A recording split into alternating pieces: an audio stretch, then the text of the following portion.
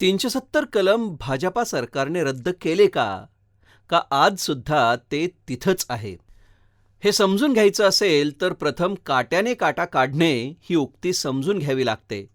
अन्यथा छद्मी, पुरोगामी व त्यांच्या नादाला लागलेले उद्धव ठाकरेंसारखे राजकीय नेते तुमची दिशाभूल करत राहतील. जम्मू आणि काश्मीरला विशेष दर्जा देणारी घटनात्मक तरतूद असलेले कलम 370 सर्वोच्च न्यायालयाने 2023 मध्ये निर्णयाची वैधता कायम ठेवली आणि जम्मू आणि काश्मीरला कोणतेही अंतर्गत सार्वभौमत्व नाही यावर भर देण्यात आला. मात्र काही दिवसांपूर्वी पार पडलेल्या लोकसभा निवडणुकांमध्ये उद्धव बाळासाहेब ठाकरे यांच्या शिवसेनेने कलम 370 रद्द करण्याबाबत नागरिकांची दिशाभूल करण्याचा प्रयत्न केला. पुण्यातील वकील आणि उद्धव बाळासाहेब ठाकरे यांच्या शिवसेनेच्या गटाचे समर्थक असीम सरोदे यांनी दावा केला की कलम 370 अजूनही अस्तित्वात आहे. भारतीय राज्यघटनेने केवळ कलम 370B रद्द केला असल्याचा प्रचार त्यांनी केला. मोदी सरकारने जम्मू काश्मीरमधील कलम 370 रद्द केले नसून केवळ कलम 370B रद्द केलं आहे असं सांगून सरोदे यांनी दिलेली माहिती धक्कादायक असल्याचे उद्धव ठाकरे यांनी सांगितले. इलेक्ट्रिक वाहनांच्या बॅटरीसाठी आवश्यक असलेल्या मुबलक लिथियम साठ्यासाठी अदानींनी राज्यातील जमिनी खरेदी केल्याचा आरोपही ठाकरे यांनी केला होता आणि त्यातून गुजरातला नफा मिळतो असा आरोप देखील केला होता. पण हे दावे खरे आहेत का? संविधानात कलम 370 अजूनही अस्तित्वात आहे हे खरं आहे का? सत्य काय आहे? चला या प्रकरणातील सत्याचा शोध घेऊयात. या मुद्द्याचा विश्लेषणात्मक दृष्टिकोन आपण पाहूयात. शिवछत्रपतींचा वारसा सांगणाऱ्या भाजपाने बुद्धिमत्ता व गनिमी काव्याचा वापर करून किंवा असं म्हणा की 370 कलम वापरूनच 370 कलम निरस्त केला आहे. सोप्या शब्दात त्याचा प्रभाव, ताकद, हवा काढून टाकली आहे. म्हणजे घटनेतील एका पानावरील ओळ यापेक्षा त्याला जास्त महत्त्व नाही. कुठलीच ताकद नसणारे हे फक्त एकमेव कलम आहे असे समजू नका. असे अन्य काही कलम घटनेत आहेत जे वेगवेगळ्या सरकारने निरस्त करून टाकले आहेत. अशी कोणती कलमं आहेत ते आपण जाणून घेऊच. पण तरी प्रश्न उरतोच, बहुमतातील भाजपला हे पूर्णपणे काढून टाकणे अवघड होते का? याचं उत्तर देखील सोपं आहे. ते म्हणजे काँग्रेस व नेहरूंच्या अपयशाचे हे थडगे आहे. जेव्हा जेव्हा घटना वाचली जाईल किंवा असीम सरोदे व उद्धव ठाकरे यांसारखी मंडळी या थडग्याला कवटाळायला जातील तेव्हा तेव्हा ते खरे तर काँग्रेस व नेहरूंच्या अपयशाचे पाढेच वाचतील.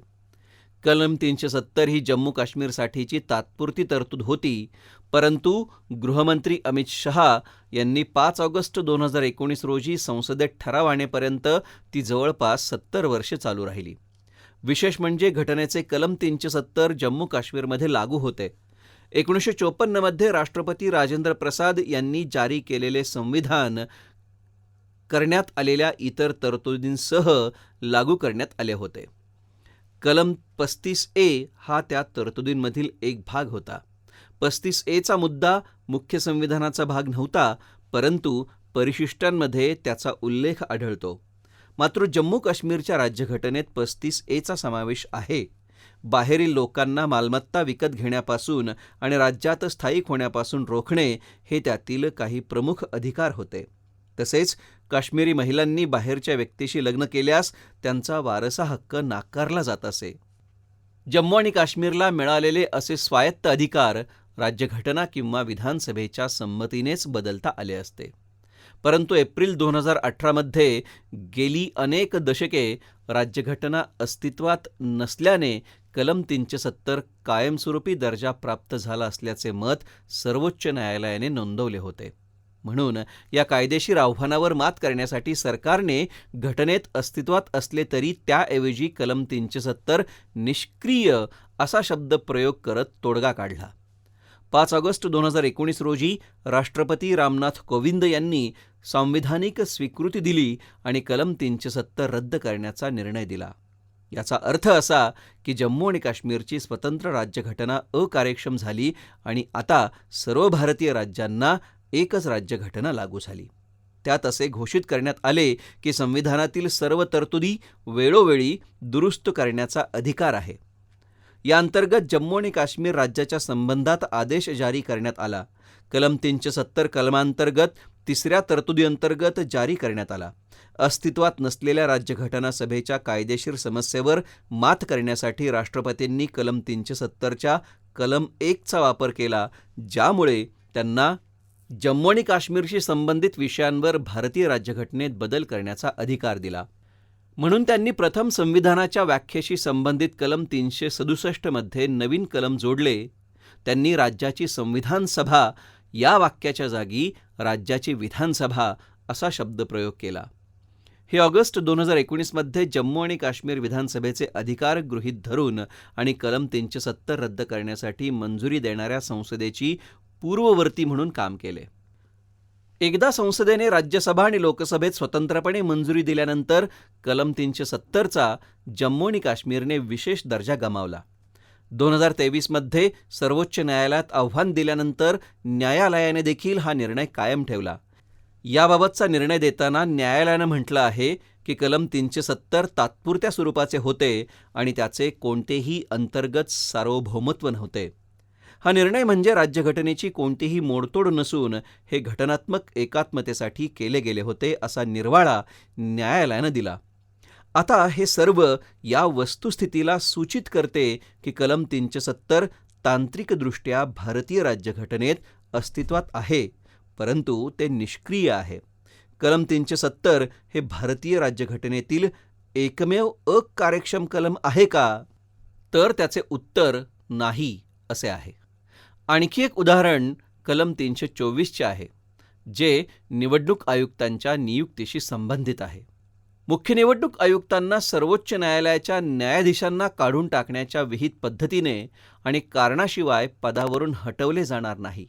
मात्र 1993 मध्ये सर्वोच्च न्यायालयाने दिलेल्या निकालात TN शेषन विरुद्ध युनियन ऑफ इंडियाने प्रभावीपणे ही तरतूद अनावश्यक केली. मुख्य निवडणूक आयुक्त आणि इतर निवडणूक आयुक्तांची नियुक्ती पंतप्रधान, लोकसभेतील विरोधी पक्षनेते आणि भारताचे सरन्यायाधीश यांचा समावेश असलेल्या समितीच्या शिफारशीनुसार राष्ट्रपतींनी करावी असा निर्णय दिला. देशात मुक्त आणि निष्पक्ष निवडणुका घेण्यास जबाबदार असलेल्या निवडणूक आयोगाचे स्वातंत्र्य आणि निपक्षपातीपणा सुनिश्चित करणे हा या निकालाचा उद्देश आहे. दुसरे उदाहरण कलम 331 आहे. त्यात अँग्लो इंडियन समुदायाच्या 2 सदस्यांना लोकसभेसाठी नामांकन देण्याची तरतूद आहे. तथापि ही तरतूद 2019 मध्ये 104 या घटना दुरुस्ती कायद्याद्वारे रद्द करण्यात आली आणि ती कुचकामी ठरली. आणि असीम सरोदे यांनी जम्मू आणि काश्मीरमधील त्या जमिनीबद्दल विधान केले. त्यांच्या म्हणण्यानुसार इलेक्ट्रिक वाहनांच्या बॅटरीसाठी आवश्यक असलेला लिथियमच्या मुबलक साठ्यासाठी अदानींनी इथं आर्थिक व्यवहार केला होता. त्यातून होणारा नफा गुजरातला जात होता, परंतु हा आरोप निराधार आहे, कारण 2023 मध्ये लिथियमचे साठे सापडले होते. कलम 370 2019 मध्ये निष्क्रिय झाले. तसंच हेही लक्षात घेतलं पाहिजे की कलम 370 रद्द केल्यानंतर उद्धव ठाकरे म्हणाले होते की शिवसेना प्रमुख बाळासाहेब ठाकरे यांचं स्वप्न पूर्ण झालं. हा एक ऐतिहासिक दिवस आहे. सर्व नागरिकांचे शिवसेना प्रमुख बाळासाहेब ठाकरे, माजी पंतप्रधान अटल बिहारी वाजपेयी यांचं स्वप्न आज पूर्ण झालं आहे, असं उद्धव ठाकरे म्हणाले होते. त्यामुळे विरोधी पक्षनेते अशी परस्पर विरोधी विधाने करून निवडणूक जिंकण्यासाठी चुकीची माहिती पसरवण्याचा प्रयत्न करत होते. हे नागरिकांनी जाणून घेणं गरजेचं आहे.